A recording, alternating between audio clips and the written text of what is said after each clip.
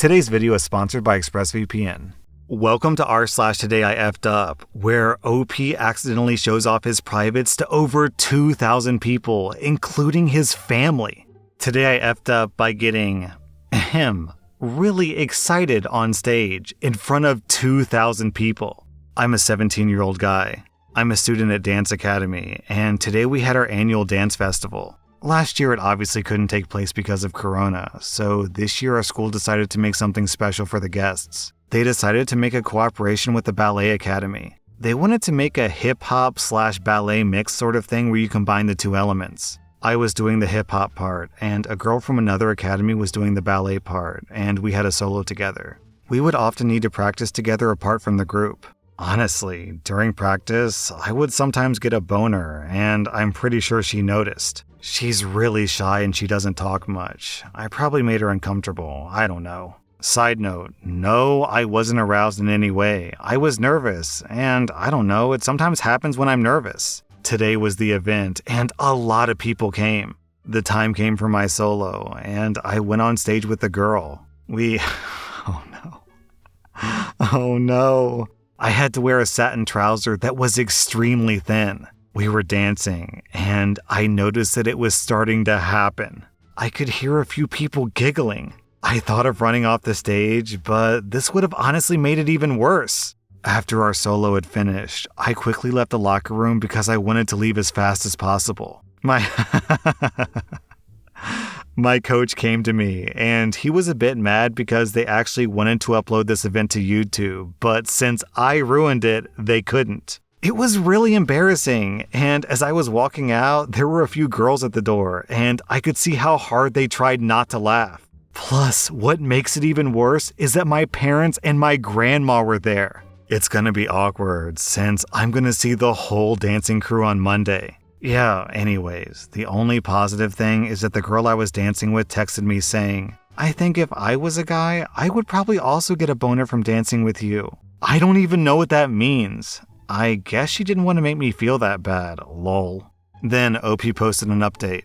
OMG, you guys, I've been chatting with this girl for a little over an hour, and she's telling me about her most embarrassing screw-ups to make me feel better, and it's actually pretty cute. It warms my cold heart. And then OP posts another update. A lot of you guys have said the girl likes me, and I don't want to miss my chance. I asked her if she would rather go out and get some boba drinks or come over to my place and hang out a bit, and she said she wants to come over to my place. She says she wants to bake cupcakes together.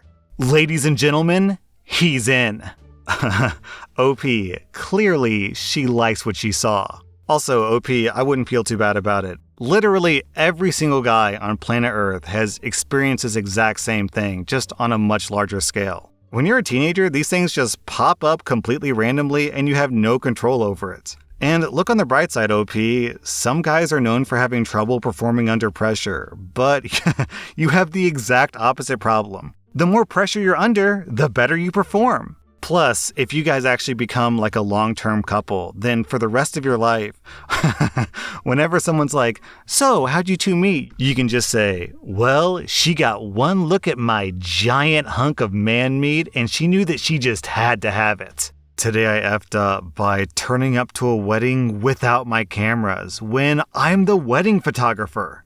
I really screwed up today, but I managed to pull it back without anyone knowing. I've been a professional wedding photographer for 8+ years, and this is my worst screw up yet. Yesterday, I had a 5-hour chest tattoo booked, which overran slightly. I had to rush to get home so I could pack my car to get to a hotel at a decent time because the wedding was 300 miles away from where I live with roughly 5 hours of traffic in the UK. I rushed back from getting my tattoo, in pain and feeling slightly flu-like. If anyone's had a long and painful tattoo session, it's quite common to feel very drained afterwards. I quickly packed my car and headed off. It was a long and boring drive. To top it off, here in the UK there's a petrol shortage, so queues to refill cars are like 30 minutes long, and prices have been creeping up. I arrive at my hotel at 10 p.m. feeling really tired and rather gross due to not having any time to wash my tattoo yet. On top of all this, my throat is beginning to hurt, which always means the start of a head cold.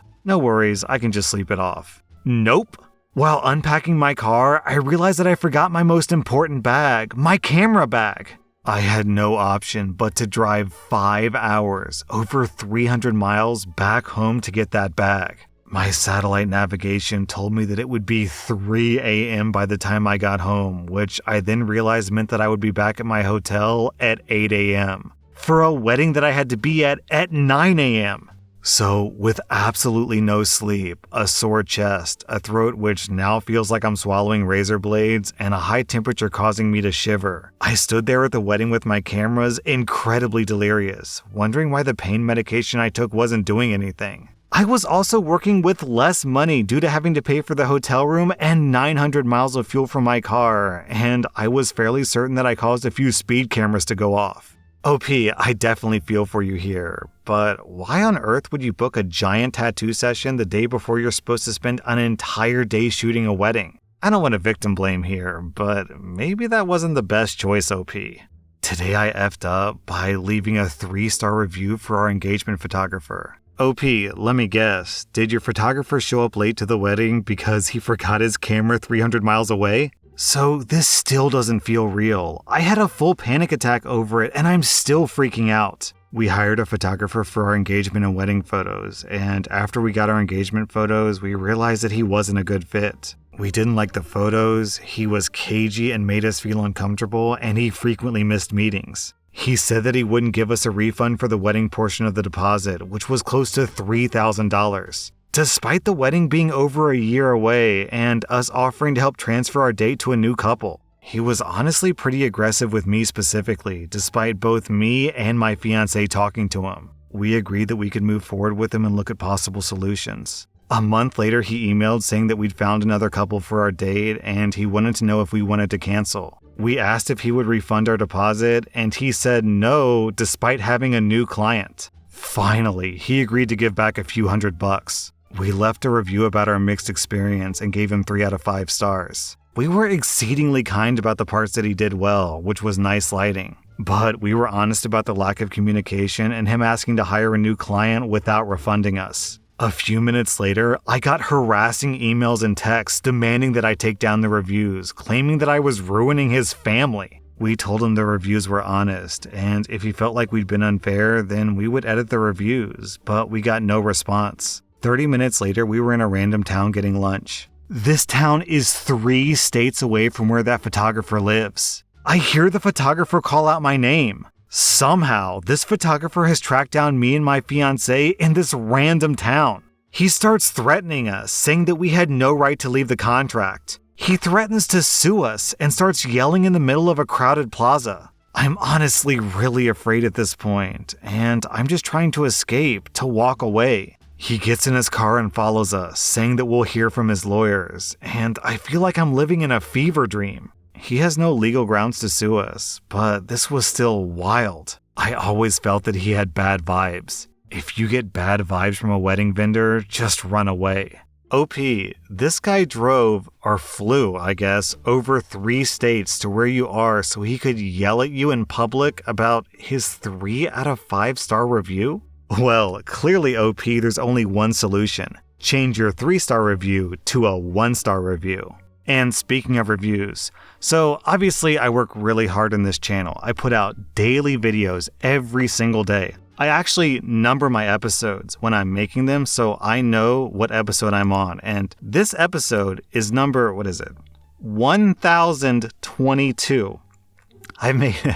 I've made over 1,000 episodes of r/videos. So since I put so much work into this channel, I would really appreciate it for all the people who have an iPhone or an Apple account. Could you please look up r/ on Apple Podcasts and give me a 5-star review, because it really helps my podcast grow. If you could also subscribe and hit the like button, I would really appreciate it. Today I effed up by trying the 1-chip challenge. I ate the chip last night.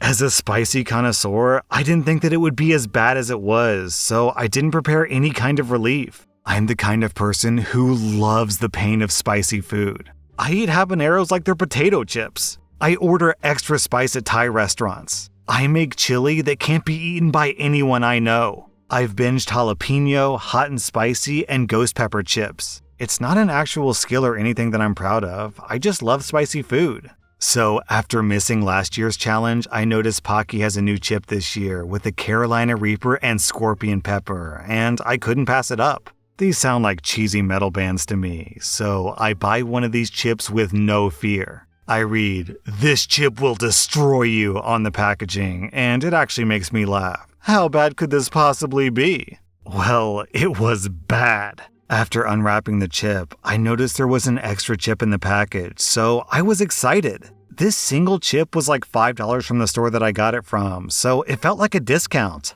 My first mistake. I stared at the chip for a while and I took a bite. The chip was stale and flavorless. No tang, no salt, completely uninspired flavor profile. The heat didn't hit me at all, so after waiting a few seconds, I scarfed down both chips in a few bites. About 30 seconds passed before I felt anything. Suddenly, my mouth felt like I'd been chewing on the glowing embers of a campfire. I calmly walked to the kitchen and poured a glass of water. Once I drank this, my throat starts to flare up like it had third-degree burns. I can't even swallow, and I'm worried that if this continues, I won't be able to breathe.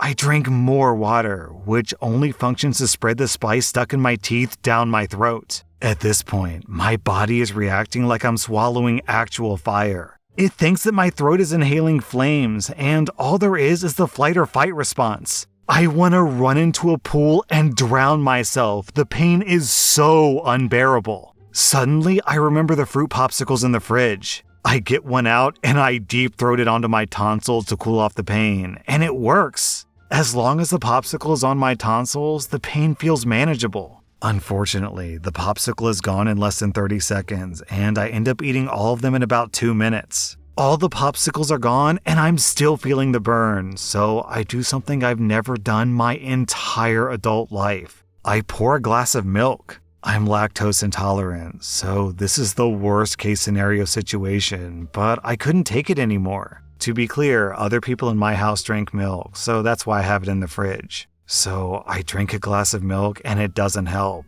Then I drink a second glass and still no relief, so I just start gargling the milk like it's Listerine. I grab a loaf of bread, start stuffing my face, and spitting out everything in a failed attempt to remove the spice. I don't really drink alcohol either, but I know that it helps loosen up the oil and counteract the spice. So I check the fridge and find a single bottle of hard cider. I immediately open it and start gargling. This whole time, my throat and mouth feel like they're blistering from actual fire. This cider was my saving grace, the only thing that seemed to slow down the burn. Eventually, after spitting out the entire bottle, I finally feel like I'm in a manageable state to think rationally. I take some Tums in anticipation of the gut pain, but it doesn't seem to help. I spend the night sitting up in bed, clutching my stomach and weeping. I finally fell asleep at 3 a.m., grateful that at some point I washed my hands. The next morning, I wake up feeling miserable. I go to the bathroom, and it feels like fire is coming out of my urethra. Apparently, capsaicin, the stuff that makes food spicy, can come out in your pee. Then my lactose intolerance kicks in, and I start regretting all the milk that I drank last night. All of my exits, so to speak, are on fire. I shower to manage all the pain, and it helps a little. And that's where I am now, in complete fear of needing to use the bathroom. Okay, so I've got to ask, is it like wrong or evil of me that I feel completely no sympathy for people who eat too spicy foods and then regret it? This food is designed to be painful, and you guys are like, yeah, pain, I love pain. And then you get this food that's like super extra strength, extremely painful, and you're like, ow, that hurts. Why didn't anyone warn me? It's like, what did you expect? It's so weird. And then you've got the added joy of suffering on the way in and suffering on the way out. So why would you want to do that to yourself? I genuinely don't understand. My tolerance level for spicy food is full-blown white guy level. Salt and pepper is pushing it for me. Today I effed up by scaring my younger brother for 6 months by playing adult video sounds through his wireless earphones unknowingly.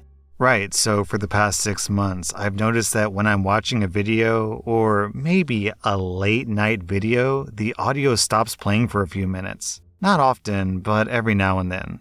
I never thought too much of it, to be honest, and I always sort of brushed it off, assuming that I accidentally connected to my own AirPods. Today, my little brother came to talk to me about something that scares him at night. He says that every few weeks he'll be listening to sleep music while trying to fall asleep, and then all of a sudden, loud moaning starts playing out of his earphones, scaring the life out of him. He told me that he thinks someone is hacking him.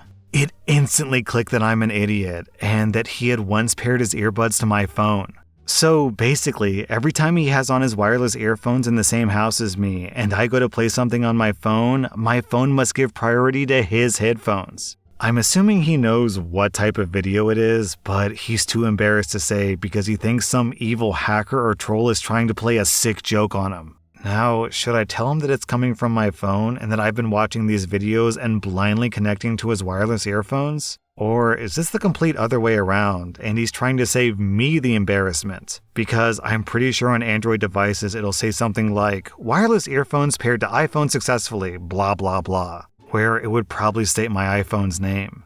I know that not everyone cares about privacy, but I do. I mean, I'm a YouTuber, I have a family, a wife, a child. I have to take my privacy seriously. That's why I use ExpressVPN to protect my personal data. I feel like now more than ever, personal data privacy has become super important because thanks to COVID, a lot of people are just kind of like stuck at home and they do everything on their personal computer, even work, because a lot of people are working from home now. So do you really want your entire life on one unprotected device? Let's take this hypothetical scenario. Suppose you go to like a coffee shop or your work and you connect to that location's Wi-Fi. Do you have the slightest clue of who else is using that Wi-Fi? Do you trust them? For example, my phone is logged into my YouTube, so if I go to like Starbucks and sign on to their Wi-Fi, then I'm worried that someone else connected to that Wi-Fi might be able to access my phone's information and get my YouTube login information, and then who knows what damage they could do. Delete videos, change payment information, it would be devastating. That's why I never connect to a public Wi-Fi service without first getting behind a VPN. So if you're interested, you can get 3 months free of ExpressVPN by going to expressvpn.com/r/. That was r/ today I effed up, and if you like this content, check out my podcast where I publish the exact same episodes. Also, hit that subscribe button because I put out new Reddit videos every single day.